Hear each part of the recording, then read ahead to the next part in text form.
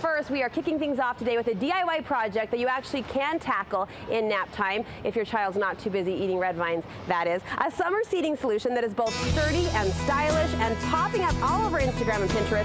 Home gardeners are reaching for cinder blocks, a building staple to create outdoor seating with a hip, modern feel. Todd Moyer with Shade Home and Garden is here to show us how. It's great to see you. Good to see you again, Brooke. And I walked out and repeated the word wow probably 50 times. Look what's behind us. This is incredible. You made this. We did. JJ and I are always looking for things to do with stuff we have in the nursery, and there's always stuff scattered around, and so we found some cinder blocks. We're like, hey, let's put this together. We had seen some stuff, and so we wanted to make our own twist on it as well, and so we put this thing together, and here it is. I think it looks pretty decent. What do you think, Brooke? Are you kidding? Wow. It looks amazing. I'll say that 50 more times. JJ's your business partner, and you two bring a unique concept to the world of home and garden. You take design, meets gardening. You've done that here. The design's beautiful, the aesthetic's beautiful. You made it sound super casual though. Can the average DIYer pull it off? Definitely. It's a super simple process. I mean, it's easy to do. It's really just putting them together, and you can do it as simple or as elaborate as you want. Super basic. You don't have to do all that we've done. You don't have to do the painting. You don't need the bench.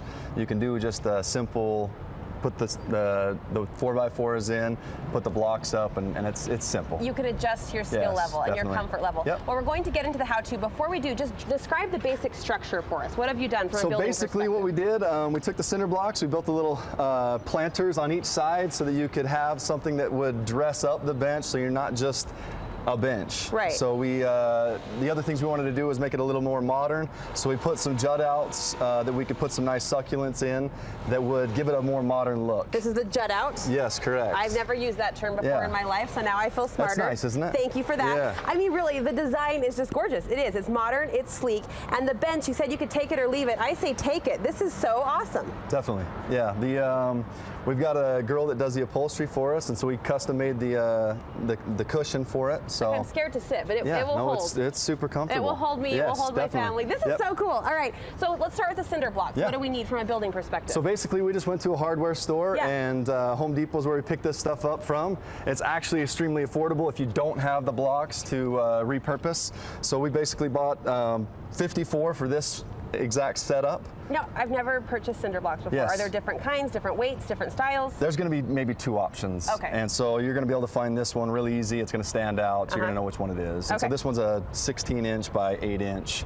And then we've got some capstones that will go on the top like you see on the other projects. And you need 54, you said? 54, yeah. 54 of these guys. Yes. You painted yours, but do you think you could leave it raw? Definitely. With the way modern is, I mean, the color there is extremely neutral, and you can kind of add anything to that. I'm not even that modern of a decorator myself, but I like the style of the gray, the clean, simple. Yes.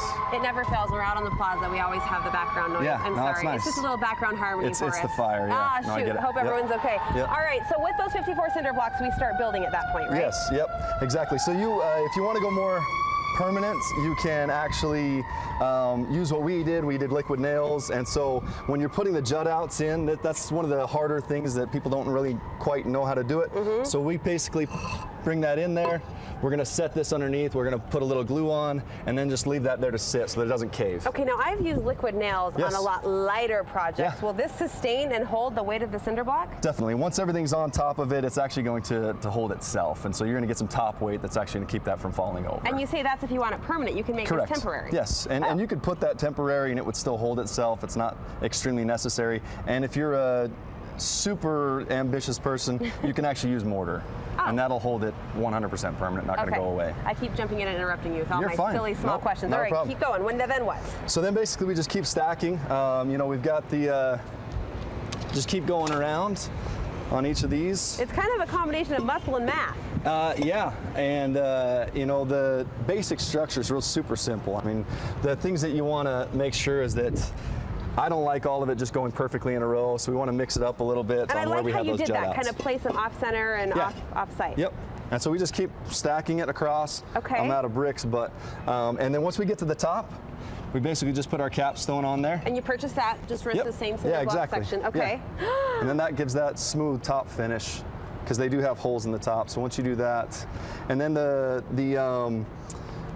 the other side of it is you have to make sure that you have your holes, and that's why we have the single pieces for where your 4x4 is going to go into the actual bench. The wood beams that are sticking out. Yep. Okay. And so you place those So that way you have the bench can insert in there. I'm feeling really handy and accomplished, and I haven't done anything. This is I'm just sweating. cool. It's I hot know. out I'm here, sorry. but- You're working for us all. Yeah. This is so cool just to think about, though. I'm going to head back over here Sure. if we can. Now, from a gardening perspective, we've built the structure.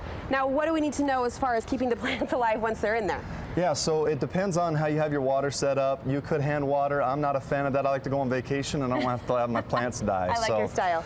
Basically what we would do is set a drip system into the actual planter itself, plumb it in before we actually set it up, so that way we have the water there on a timer so that it's getting watered every day. Oh my gosh, and the fabric you mentioned, you had that upholstered, but that's kind of, I think, a make or break. This kind of gives it that more outdoor living sort of a feel. More finished as well, you know, and it's going to be a lot more comfortable. Sitting on the wood's good, but I actually served a mission in Taiwan.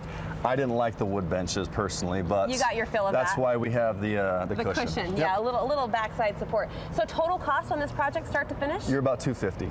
$250. If you buy all of it, yeah, we were extremely inexpensive because all we had to buy was the wood and the cushion. So, and we conveniently have a lot of plants, so that didn't cost the same. That worked out. This could be your backyard, though. This could be the statement piece, the gathering piece, the gathering place in your patio or your backyard area. Yeah. The only extra things you got to remember is when you're doing those, they do have a bottom. So we lined it with some landscape fabric, glued that inside of there so that it would hold the succulents in. Oh, good. In place. I'm glad you mentioned that. The drainage system there that's in place. This is so cool. I'll say it again. Wow, wow, wow. Love it. Love it so much. Thank you so much. We can get more inspiration like this down at Shade Home and Garden. Where do we find you? Most definitely. We're at 435 South Geneva Road, and then you can find us on Facebook, Instagram. How cool is this? I guarantee a lot of people are going to be dialing this up and like maybe sending it, texting it to their husbands. I'm just saying, little weekend project ahead. Thanks again.